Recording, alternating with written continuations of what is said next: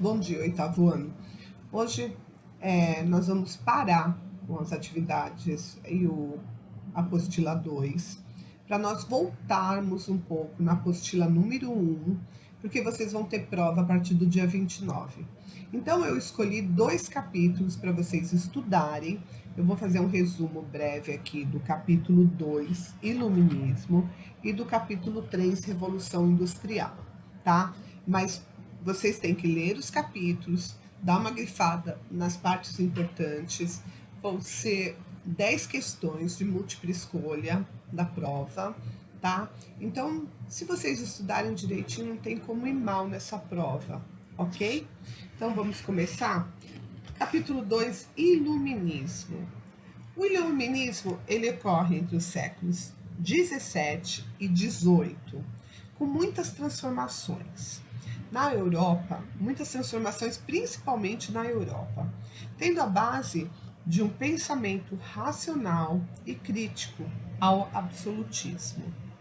Essas ideias do iluminismo, ela era defesa dos direitos e deveres de cada indivíduo e da divisão dos poderes políticos. Então, as ideias iluministas, ela veio como o século da luz, depois ela ficou conhecida como o século da luz, com ideias totalmente diferentes.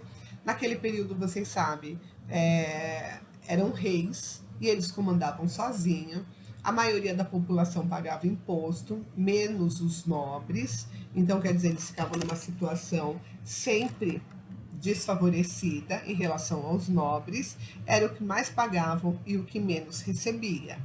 Esse movimento ele influenciou vários tipos de revoluções burguesas e movimentos de libertação das colônias europeias. Por quê? Porque novas ideias, gente, vem com um processo assim de você evoluir, de você melhorar, de você ter algo mais que até então seria impossível. Então essas ideias acabam fazendo com que as pessoas tenham um objetivo de luta, que elas queiram lutar por algo melhor para cada uma delas. Depois vieram essas guerras que acaba vindo depois por causa das ideias. Não é que as ideias geraram a guerra, é que o povo já vivia numa insatisfação tão grande que essas ideias só veio nutrir o que eles gostariam que acontecesse. Então, por isso que essas ideias foram tão valorosas. Os que possibilitaram, essas ideias possibilitaram através de várias pessoas. Ela veio através de várias pessoas, né? E essas pessoas, elas tiveram grande influência nesse período, que foi o Copérnico, o Galileu Galilei, o Johannes Kepler e René Descartes. Esses são pessoas que tiveram uma grande influência, mas que depois vieram os filósofos iluministas, que era o John Locke, o Montesquieu, Voltaire e Rousseau. Esses foram grandes filósofos daquele período. O símbolo alegórico que representa o iluminismo é a luz. Ele pretendia combater a superstição pelo empirismo, que era os conhecimentos. O empirismo era aquelas teses, conhecimento, formas de você fazer novos experimentos, e através do racionalismo, através da razão. Acabava aquele ciclo que tudo era vindo de Deus. E começava o ciclo que nós também podemos provar várias coisas, não que não tenha vindo de Deus. Eu não estou aqui para falar de nenhuma religião. O que eu quero dizer é que tinha explicações, não era mais da forma como a igreja comandava, né? Esse período era de uma outra forma, quer dizer, tem uma explicação porque chove, tem uma explicação porque que as plantas crescem e assim por diante. O símbolo do iluminismo, com conhecimentos criado para todos ter acesso a novas ideias. Olha só, dois, o Denis Diderot e o Jean Le Rond de Alembert, eles criaram a enciclopédia. Por que essa criação da enciclopédia? Porque naquela época você não tinha nenhum livro de estudo. Todos os estudos eram voltados para os nobres. Não que a enciclopédia não fosse, porque ela era muito cara e não era qualquer um que ia ter essa enciclopédia em casa. Que eu me lembro que até quando eu era pequena ainda não existia internet e minha mãe fez um sacrifício danado para comprar uma coletânea de livros de pesquisa, para que quando a gente precisasse fazer qualquer trabalho, a gente ia naqueles livros e a gente fazia os trabalhos copiando daqueles livros. Então, olha a importância desses livros para um período que não se tem internet. Hoje não, hoje vocês não precisam de livro nenhum, os livros já estão todos na internet. Então, quando vocês precisam de alguma coisa, é só vocês irem lá e dar um Google e a resposta vem. Mas na minha época não era assim como na época dos avós de vocês. Provavelmente todos eles tinham que ir na biblioteca, quem não tinha livro em casa, ou pegar um livro emprestado de um colega, ou pegar livro emprestado da biblioteca para poder ter acesso ao conhecimento. Então vocês viram como o iluminismo foi importante naquele período? Ok? Eu espero que tenha dado uma luz na cabecinha de vocês. Leiam o capítulo também, porque fica mais claro. E assim a gente vai fazer uma boa prova. No capítulo 3, Revolução Industrial. Então a gente vai contar um pouquinho anterior à Revolução Industrial. Antes da Revolução Industrial, como é que era? Eram trabalhos artesanais feitos por famílias e essas famílias elas faziam tudo em casa. Então eles tiravam a lã lá do carneiro, eles deixavam ela, fazia fio a fio. Quer dizer, era um trabalho imenso e ocupava muitas horas do dia daquela pessoa. Então, a partir da Revolução Industrial, ela passa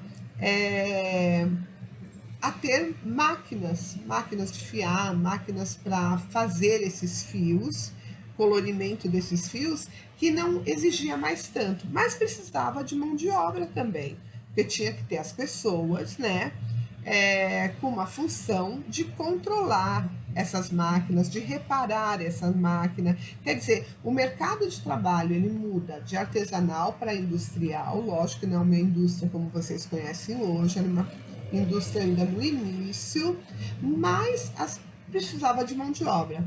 O que acontece? Toda vez que se há uma mudança, as pessoas ficam com medo de perder seus empregos. E naquela época não foi diferente.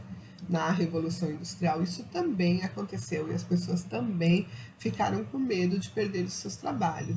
É lógico que, por exemplo, se você precisava de 50 pessoas para o artesanato, a partir das máquinas você não vai precisar mais de 50. Você vai precisar lá, vamos supor, de 25.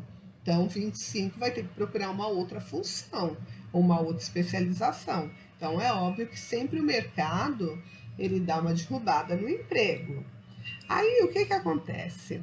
O trabalho, manuais de produção terminava, e aí começa o trabalho em máquinas. Esse trabalho em máquinas, as pessoas também, elas se revezavam em vários turnos, porque era assim.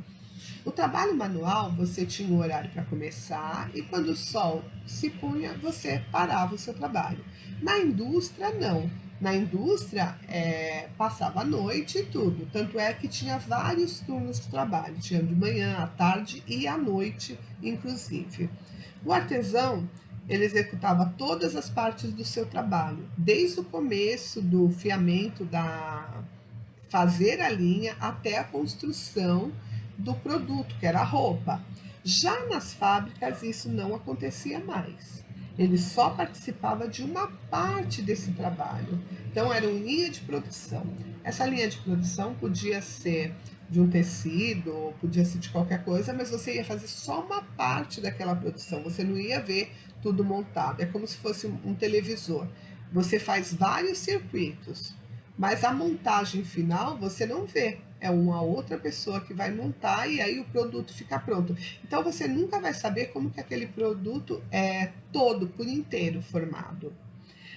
Na Revolução Industrial também pode ser definido como uma mudança na maneira da velocidade de produzir bens de consumo. E ela teve início no século XVIII, no final do século XVIII na Inglaterra, na metade mais ou menos, e a segunda fase da Revolução Industrial, a partir de 1860, já século XIX, começa inovações tecnológicas, nada comparado a hoje, essas invenções. Nessa fase, o aço acaba substituindo o ferro, porque o ferro enferrujava, né? E a energia elétrica acaba sendo substituída pelo petróleo e o vapor, né? Que aí passa, suplantavam o vapor com combustível que não dava tanto trabalho para ser produzido. No século XIX, surgem vários eventos como o telégrafo elétrico, que foi o Samuel Morse que inventou, o telefone que foi Graham Bell que inventou, a lâmpada elétrica inventada por Thomas Edison, o telégrafo sem fio, que foi o Guglielmo Marconi, o motor de explosão Rudolf Diesel, motor diesel inovado, né? Carl Benz. Então, olha, se vocês separarem o nome deles, tem a ver, ó, o diesel e o Benz com a Mercedes-Benz, né? E tem a ver com o descobrimento deles daquele período. Isso fez uma revolução gigantesca. No século XIX, o progresso industrial atingiu outros parâmetros e foi para outros continentes. Uma evolução na indústria da comunicação e da propaganda, e a revolução com as indústrias químicas e eletrônicas. A Revolução Industrial, para vocês terem uma ideia, ela transformou radicalmente as estruturas políticas, econômicas e social do mundo, dos conceitos artísticos e científicos. Então vocês viram como que ela foi extremamente importante, mesmo alguns países tardiamente foi industrializado, que o Brasil foi um deles, só foi no século XX, mas ela transformou uma sociedade inteira de pessoas desde a metade do século XVIII até os dias de hoje, e que ela vem transformando-os ainda. Agora nós estamos na revolução tecnológica. Imagina se não tivesse essa tecnologia que estamos tendo, hoje eu não estaria aqui dando aula para vocês, ok? Tchau, espero que tenha iluminado a ideia de vocês e que fique mais fácil para a prova, tá? Tchau, até a semana que vem.